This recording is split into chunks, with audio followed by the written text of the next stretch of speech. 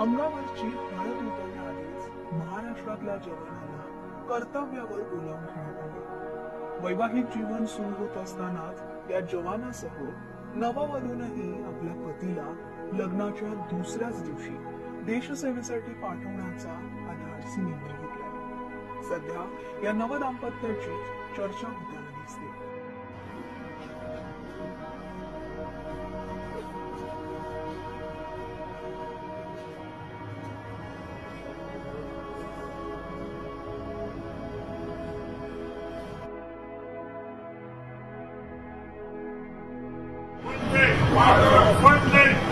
भारत माता की जय, भारत माता की जय।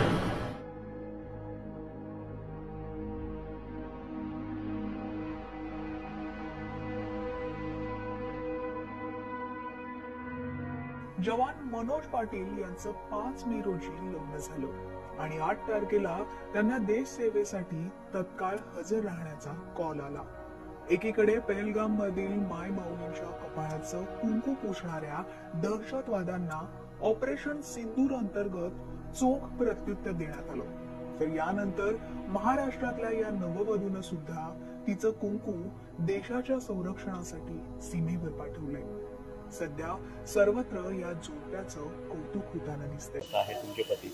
मला खूप अभिमान आहे। माझे मिस्टर बॉर्डरवर चालले। आज आमचं सत्यनारायणची पूजा होती, तरी मी त्यांना सपोर्ट करते, जावं असं।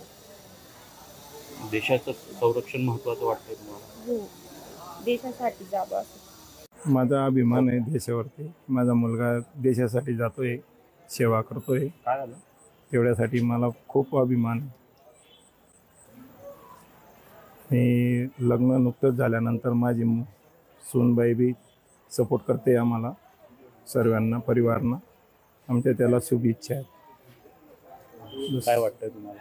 एकदम छाती चौडी झाली माझी।